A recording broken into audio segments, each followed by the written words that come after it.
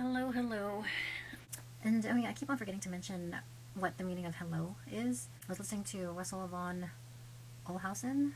He was on Astrology Hub being interviewed by Amanda, and hello means seeing the God in you. It's kind of like namaste, like the light in me sees the light in you.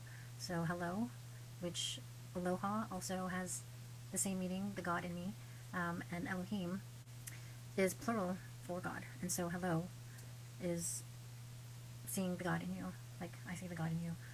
So, yeah, it just brings a new meaning to hello, hello. Yeah, I just thought that was helpful. So, anyway, happy or welcome to Pisces season.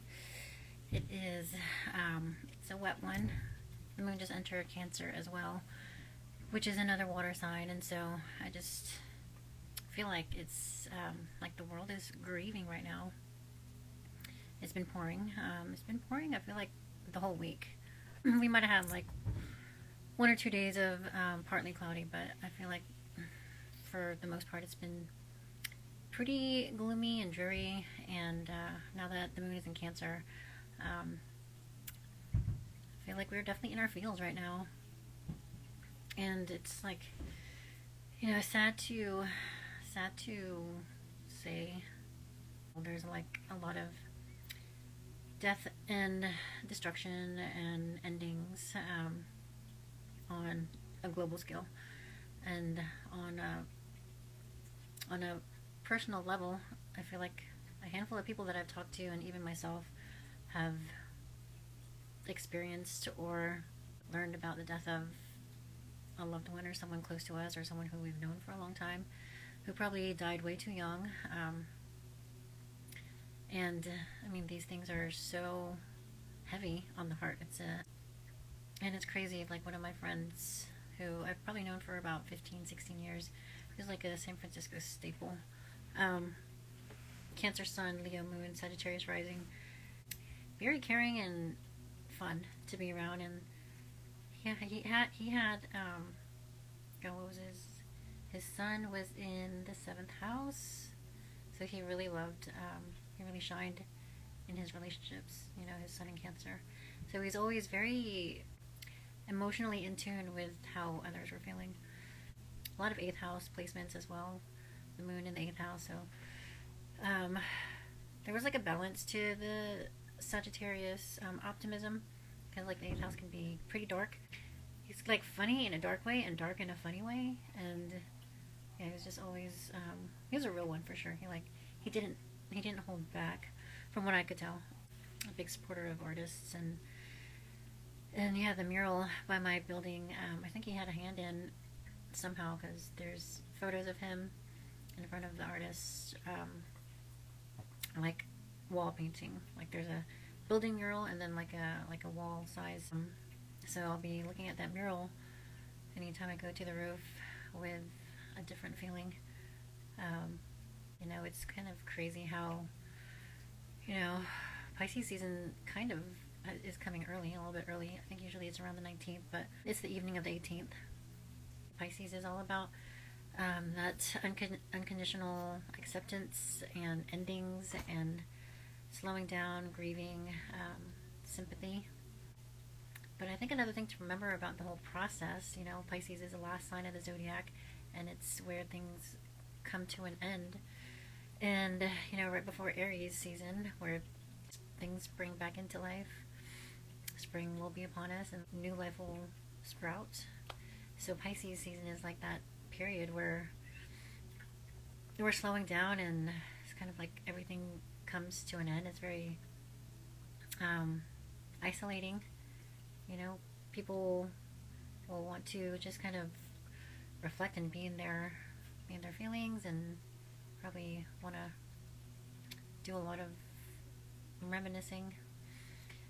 But yeah, just that got me thinking, and like, the whole concept of death has been sold to us as something to be feared. I kind of think of it as, like a rebirth for that person who's passed on. Of course, us who are still alive, and we are grieving the loss of that person. So it's like, yeah, we'll be missing them. We will be missing them. We will be seeing them in their physical form. every day, or like we will be able to actually text them, or give them a call. um, so in this physical sense, they are no longer present. But in this other realm, this other dimension, which is so Pisces, like where we go to escape, we can find them, or they can find us, or we can meet there at this, in this other dimension. And so it's going to be, especially with, Saturn and Neptune also in Pisces, I feel like there's going to be a lot more focus on that kind of awareness, and just being in that realm of the unknown. Like death has always been something to not talk about, or like taboo.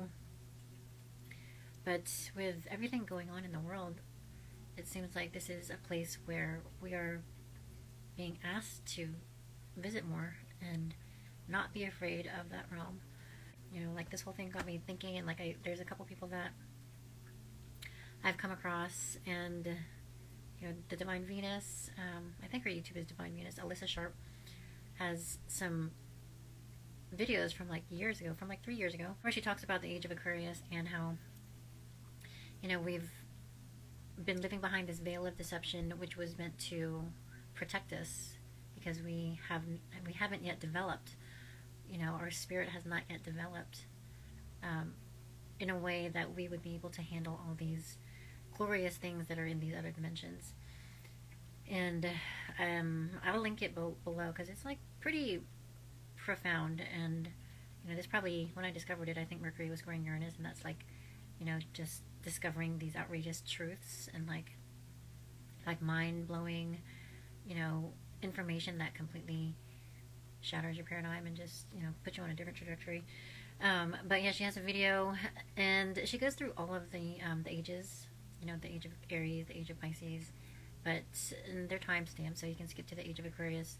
And she talks about how the veil of deception was once put in place to protect us, but has overstayed its welcome. And so now we're coming to realize that all these things that were there to protect us, like these lies and deceptions, it's kind of like when you tell your kid that Santa Claus is real, or the tooth fairy is going to come and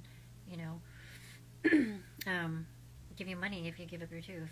Like all these like little lies, fairy tales, whatever you want to call them, are meant to protect us, or like they're stories to help us be able to handle reality, I guess. And so now that we're coming to the point in our evolution where the idea of aliens is out there, they've been out there, but it's kind of like we still have not built up enough wherewithal to be able to really properly handle the existence of aliens, or and that goes along with any kind of far out concept, like even death. Like the idea of death is handled differently from culture to culture. And there's a Dr. Bruce Grayson, who was interviewed by Drew Purohit. And I can link that below too. And it was pretty wild to realize how this Dr. Bruce Grayson studies near-death experiences. In his studies, he has like discovered how these near-death experiences can range from like really scary and terrifying to with all the imagery of like brimstone and fire, and like all these scary stereotypical images that you see in scary movies, horror movies.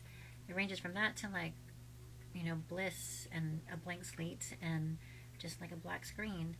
And he was able to correlate those experiences to those patients' cultural background, like their how they were raised, if they were religious or Buddhist, like it correlated with how they viewed like the afterlife, and if there was a heaven or hell, versus if like heaven exists on this earth, and whatever belief they were brought up with, they were able to it would infiltrate in their psyche and their near-death experience. And he made a point about how, what was it, like when we detach, like the near-death experience and the experience with hallucinogenics was like measured through these, I don't know, like brain imagery technology where you can see the brain activity during these experiences, and it is thought that, you know, our mind is connected to the brain, and what we are thinking and perceiving is done through the brain.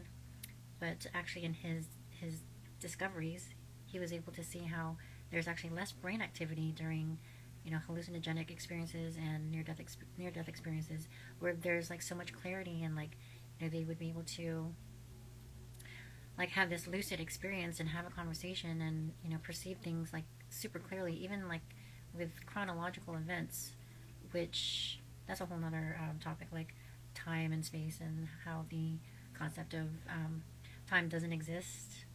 But in this, you know, near death experience dimension or the hallucinogenic dimension, the concept of time or the lack thereof is easily understood.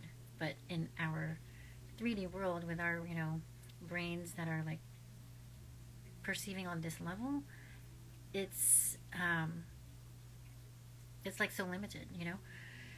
And yeah, I mean, it's pretty complex. It's like another one of those Mercury squaring Uranus moments where it's like just mind blowing to absorb. Um, but yeah, being able to like, and it's very related to this Pisces, you know, Pisces theme, I guess, because when like Pisces is not the most, you know, the opposite is Virgo. Virgo is very detail oriented. It's Mercury ruled. It's like totally connected to the mind and the brain, and, you know, organization and like very detail oriented. And the opposite of that is Pisces, which is Neptunian, and also ruled by Jupiter, which is expansion. So it's like in this very like mentally detached realm where when we do detach from the brain, we're able to really perceive and grasp things with a lot more clarity. And it's like in that, you know, nebulous kind of realm where we're able to connect with like these deities or like things that are existing in this other dimension that, you know, here on this earthly plane doesn't do us a lot of good. You know, like we're not accessing that space in order to like, you know, feed ourselves and figure out how to get from point A to B, or how to pay bills, you know, whatever it might be. And so it's just a really wild time right now to see how we just moved into Pisces season, and all of these things are coming up. And I think, you know, another thing that could be related to that is like the fact that we're going to be having a stellium of planets in the in Pisces. So we've got Mercury, Mars, Venus, and Pluto in Aquarius, and we've got the Sun, Saturn, and Neptune in Pisces. And Mars, Venus, Mercury's going to be in. Mercury's about to move into Pisces in a couple days here, so that'll be 4 planets in the Sun also. But that's going to be a proper stellium in Pisces, and then Mars and Venus will be right behind. So we're going to have 6 planets in Pisces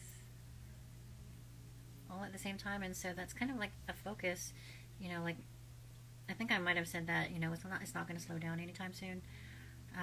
That was a lie, because with everything going on, all these planets moving into Pisces in the next, you know, couple weeks, it's going to be a focus on slowing down. We're not going to be able to help but slow down.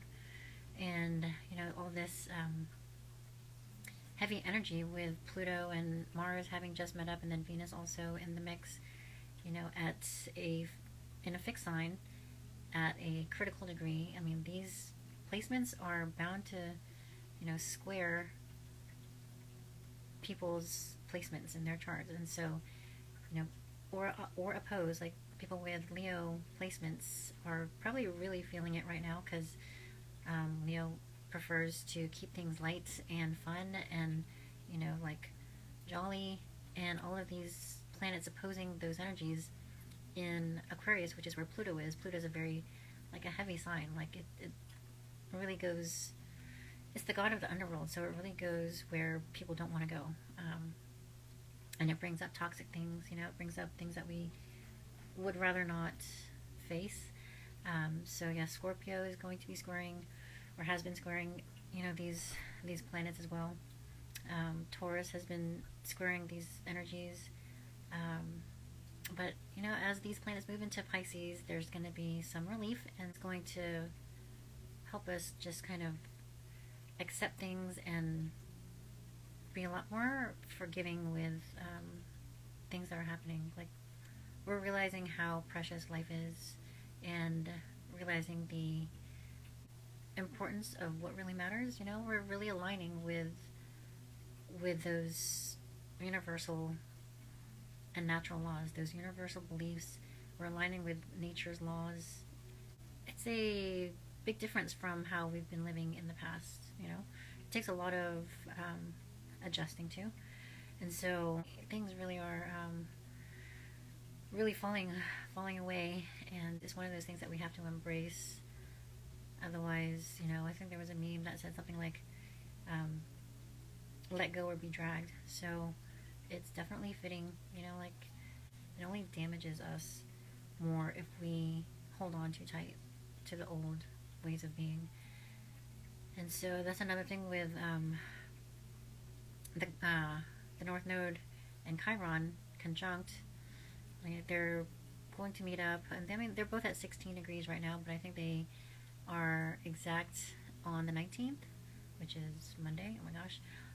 And how appropriate that the moon would be in Cancer, where we're really feeling it. And, you know, we're really facing those inner child wounds. And with these energies in Aries is all about bravery and courage. So we are given the courage to do things differently, and it's in a cooperative aspect with all of the Aquarius placements, so that we can use our mental capacities to be able to handle our wounds, like reparent ourselves, or have these difficult conversations, communicate our new values, set new goals for ourselves, you know. And it's something that we really have to feel through and approach with kid gloves, you know. Like, it doesn't, you know, this is something new for all of us. You know, we've been in these kind of revolutionary energies in our lifetime, particularly with Pluto and Aquarius, and all of our personal planets meeting up and going through the gates of Hades, aka Pluto, the underworld. And so we're facing all these taboos that we've never had to, or very few of us have had to, or feel comfortable with dealing with.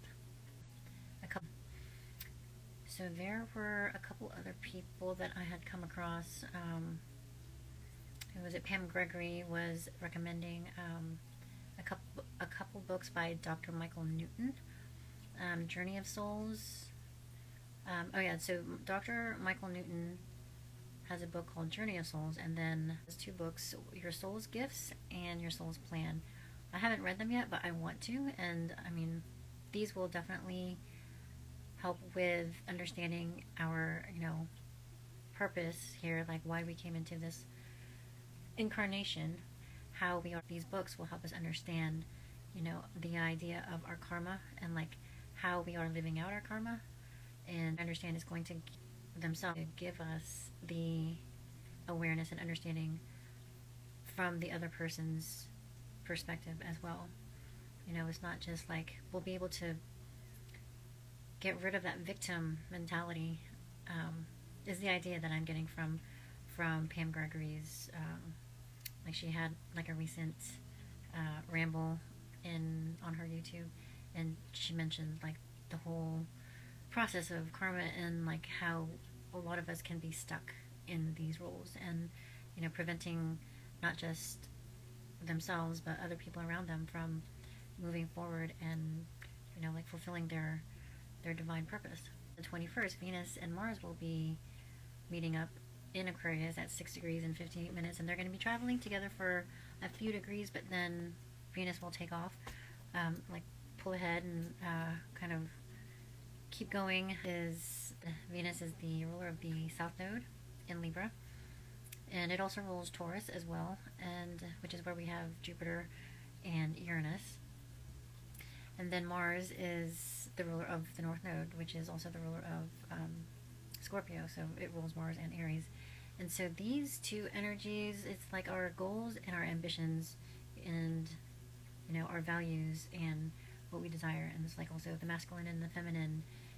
These two energies are meeting up at 6 degrees, which 6 degrees is connected to Virgo in degree theory. So Virgo is related to health and being of service and humility as well. Virgo is a very humble energy. And with these two, I feel like, like I mentioned before, is like having this agreement, this like understanding of how we are able to work together and, respect one another's goals and ambitions and realize what needs to be released. And, in Aquarius being a very, like, no nonsense, emotionally detached kind of sign, it's, just having this understanding, like we can be friends, relationship, and still carry out the goals that we have for ourselves. And at the same time that this is happening, Venus is going to square Jupiter. Venus and Jupiter will be around, I guess, 7, 8 degrees. And so Venus squaring Jupiter, that can be like a, excess of, like really wanting to, like, reward yourself. And it's kind of difficult to, fool with this because you can go overboard, but like Venus in Aquarius is going to do what she wants to do, because Aquarius is can be hard-headed and, like rebellious as well. Like they're gonna do what they're gonna do. And then Jupiter is going to exacerbate it. So, I mean, just I can throw it out there, but there can be a tendency to overdo, like overspend, overindulge. So it's just something to think about, keep in mind, and consider. And then, let's see, the same day, the 24th. That's going to be a full moon. It's at 4:28 in the morning on the 24th, and are opposing each other. So the moon is going to be in Virgo, and the sun is in Pisces at 5 degrees. And it's kind of like this conversation with our intuition. Mercury is the ruler of Virgo, and Mercury is in Pisces. And so in Pisces, it's not the most analytical energy, so it's going to be more inward, more feeling. Like it's a lot more of that intangible vibe, and like the knowing, but not knowing how you know. Like it could be in dreams or just like insight into like body language.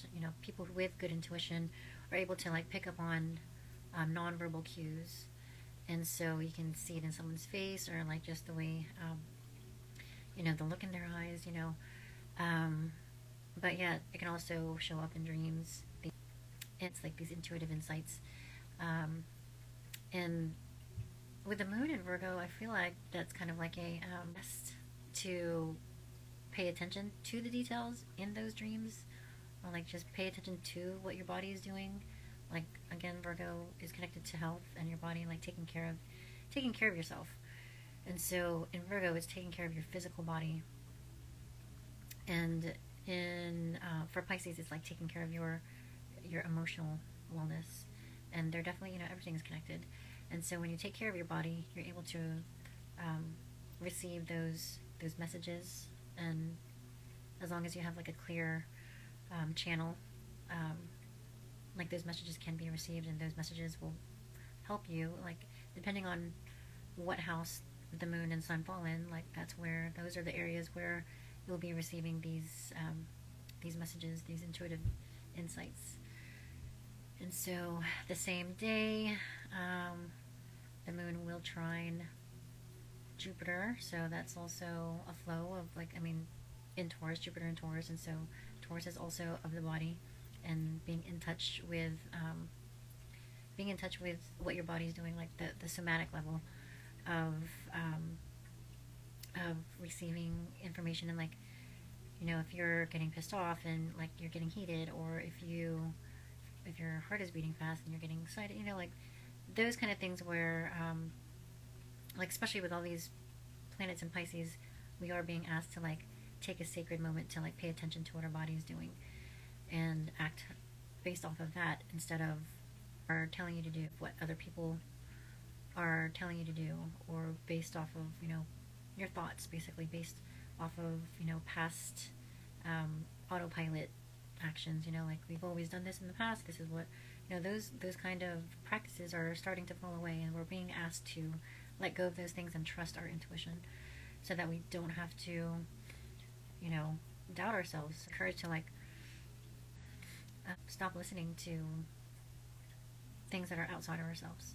To be our beliefs, Mars square Jupiter, which can be like fighting for our beliefs, you know, like that just plays into what I was just mentioning, like listening to what other people for us, and they don't know, just like fighting for your beliefs, you know, like, you know what's best for yourself, and based on your own experiences, and like people around you, no matter how close they are, they don't know your true experience, because we don't share everything about every experience, you know, and some people don't listen, and they don't simply like understand what's best for us. A lot going on, but Moon opposite Saturn, which can be like, you know, you should be doing this, but you know better. Everything is going to shake into place, you know.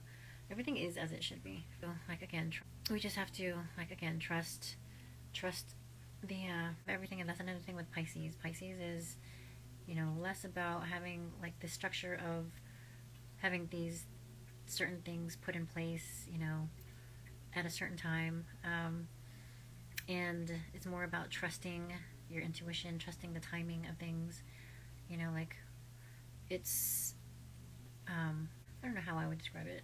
People ask, like, when do you plan on X, Y, and Z? Like, you know, that's a good question. Like, when the timing is right, when things fall into place, you know, like, everything is connected. So there's things that there's things that have to happen first in order for the next thing to happen. And when those things happen, like, we can have a goal, you know, like, goals are great. But we also, don't want to be attached to those goals. Things change, you know, like, trusting in the divine timing of everything is going to help immensely. And yeah, everything is as it should be. Another thing with the Pisces season, like the whole vibe, and, you know, being in this time of grieving and sympathy, like, we've been like I had mentioned earlier, like, we've been sold the idea that death is a scary thing, and upbringing in your religion, or, you know, whatever it might be, it's either blissful or it's scary. And I think, you know, no, I believe blissful perspective, if we go with a blissful perspective, we'll be able to fear about taking risks in our waking life. And that's another thing that Dr. Bruce Grayson mentioned is, with these patients who had these near-death experiences, they came back with a realization of how connected we are and how we don't need to fear death. You know, like there was a Marine who was one of his patients, and he had a near-death experience, and like, he was like very gung-ho about going to war, and, like, you know, just very ready to kill some people.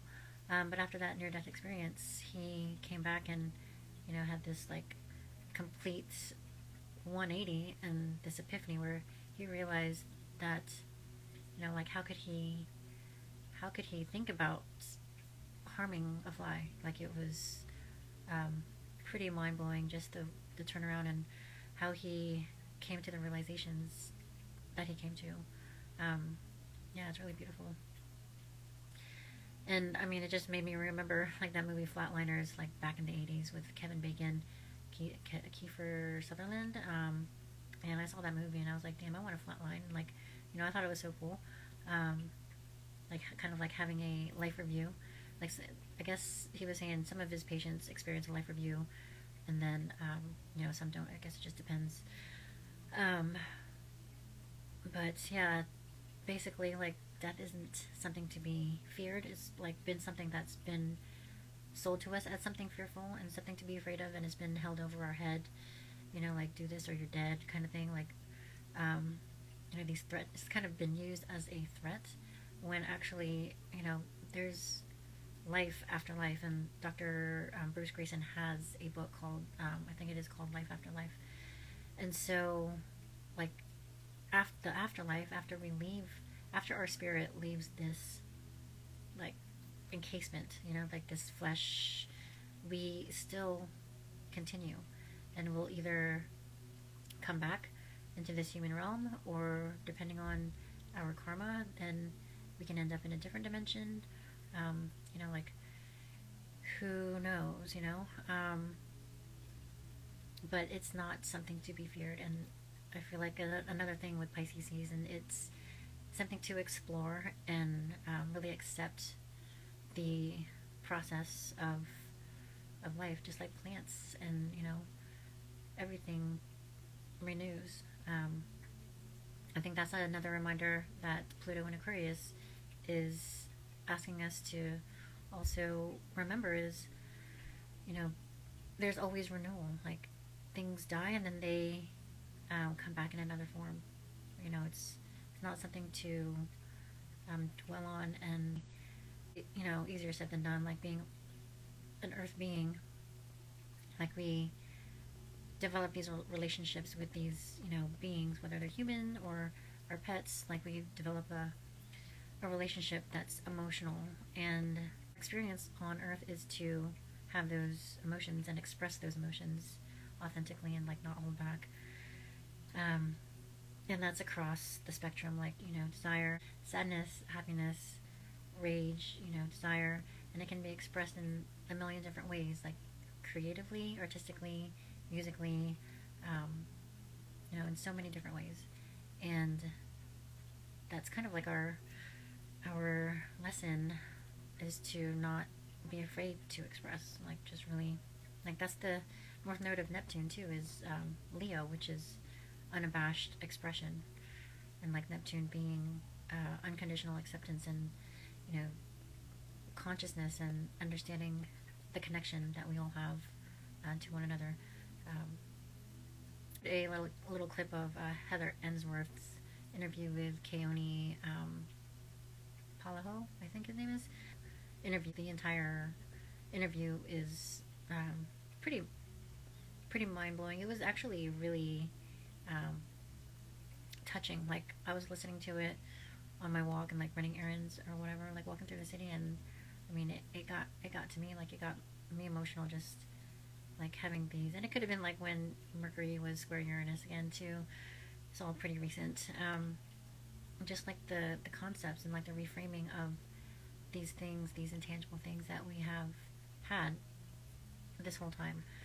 Like, we have access to these things. It exists around us every day of our lives. And just having that awareness of these intangible miracles, I guess you could say, is it's just, like, mind-blowing. Link that down below as well. So, okay, anyway, I think that's all I can mention at the moment. Hope it made sense, and I hope it was helpful. And again, always thank you for listening, and I hope these transits treat you well, and see you on the next one.